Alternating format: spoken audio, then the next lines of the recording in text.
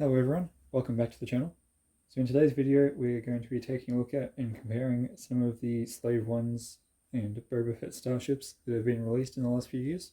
So we will be taking a look at and comparing the sizes, playability and features of all of them. So we've got the UCS Slave One here, the 20th anniversary Slave One here, the most recent 2021 August Wave Slave One here, and we've also got this Slave One, which is from the Cloud City Master Builder series set. So their prices in Australian dollars, or at least retail prices when they were released, are $300 for the UCS, $190 for the 20th anniversary, and $80 for the most recent Slave One. And the Cloud City set retailed for about $500, but of course the Slave One itself isn't worth that much. Alright, so let's start by taking a look at each one individually. So we'll start with the biggest one, which is the UCS Slave One, and also the oldest in the four that we'll be looking at today. So let's start by taking a look around. So you'll notice that around the base there's a lot of slopes and curved slope pieces used to make the overall look of the ship.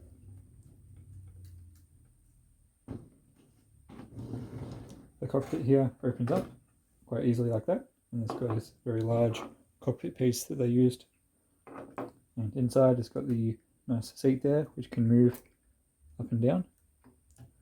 Unfortunately it doesn't move up and down when you land and fly the ship. You just got to move it yourself like that. And it's also got room for Boba's weapons on the sides. The wings however do move, so both between flight and when it lands they stay more or less horizontal.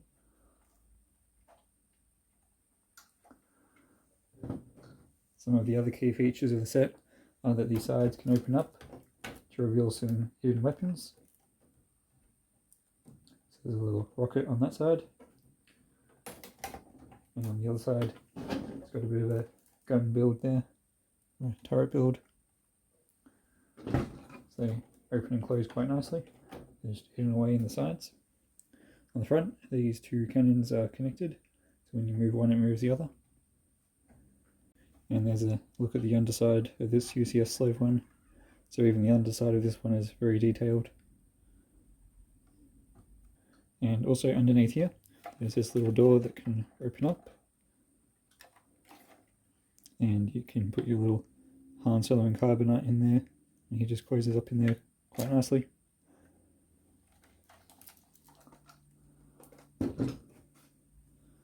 Right, now on to the next one, which is the second largest and also the second oldest. So you'll notice that as the years go by they get smaller and smaller. So for this one it has the turrets at the front as well, but they move independently of each other. The wings move up and down through flight, and you'll also notice on the inside that the seat moves up and down as well. So that seat on the inside is just loose, so that way when it moves up and when you move the ship from landed to flying it moves as well. And some nice stickered controls on the inside. And there's also that 1x2 slope there with a printed control panel. And it uses a smaller cockpit piece, bit of a windshield sort of design. It's got two spring-loaded shooters on the inside, and the spring-loaded shooters can be fired off by pushing down on these little red bits at the back. You'll see some nice engine detailing on the back, and also this Technic bit here folds out and acts as a carry handle. So that's a nice little build there for playability. There's an overall look at it. Underneath, this grey bit here folds up, and there's room there for you to put your Han Solo and Carbonite.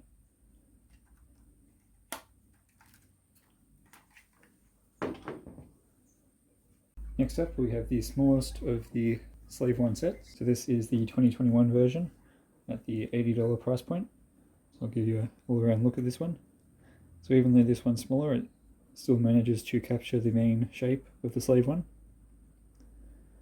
At the front we've got two stud shooters, so instead of the spring-loaded shooters like the 20th anniversary has, this one has these stud shooters. And it's still got the turrets at the bottom which can move up and down individually of each other. The main cockpit piece also opens up. And there's a little control panel there, and there's room for Boba Fett to sit in there. There's no real seat, he just kind of sits onto those studs there on that bracket, so the seat doesn't move up or down, he just stays stationary in there. The wings, however, do move up and down, although because there's not as much weight on them, they don't move quite as easily. And around the back, there's still a lot of nice engine detailing, and like the 20th anniversary version, this one also has a little carry handle, although a lot smaller than the 20th anniversary version.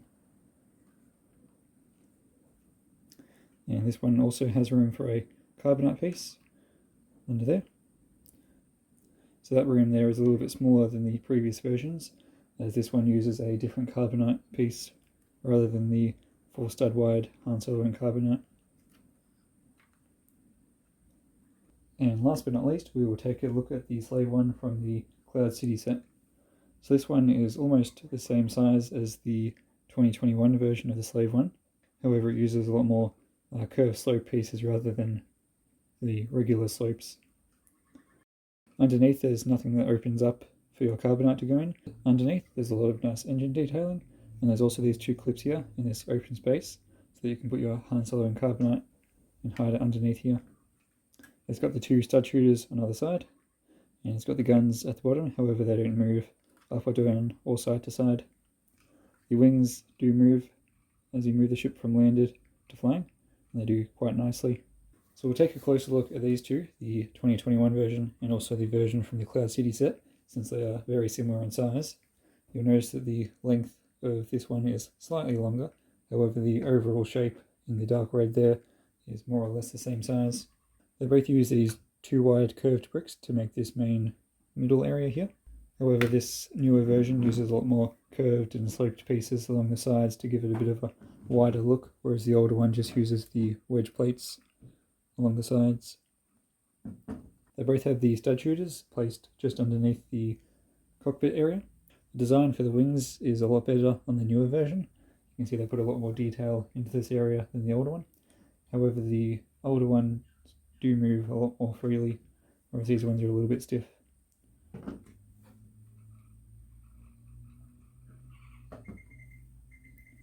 So I think between these two, the newer one is a lot more refined and detailed. However, the older one is still very nice and has a lot of the same sort of shaping to it.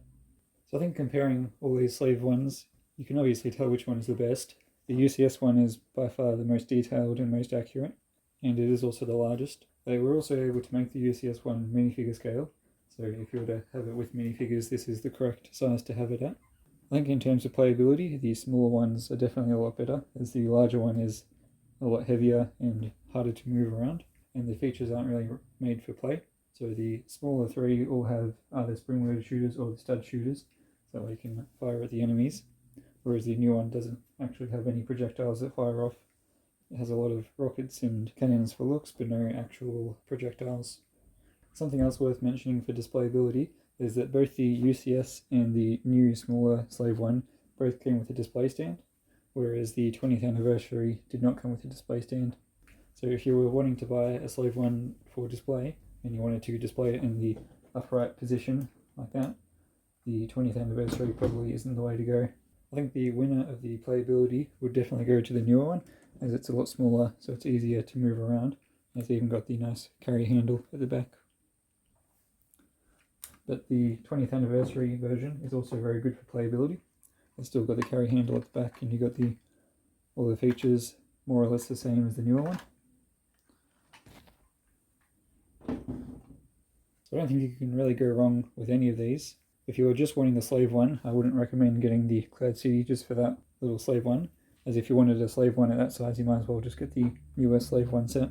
So depending on what you want a Slave One for will definitely depend on which of these you choose to get. The current price might also affect which one you get, as the newer one retails for $80, but you can often find it on sale, as it has already been on sale a few times since it's been released. So you can often find it for around $65. Whereas the older ones, retailing for about $300 and $190, you won't be able to find for that price anymore, and they'll be a lot more expensive. So current price-wise, the newest one is definitely the cheapest, and in terms of what you're getting for the price is definitely the best value. So depending on what you want to do with your Slave One will definitely depend on which one you get. So that's all for this video.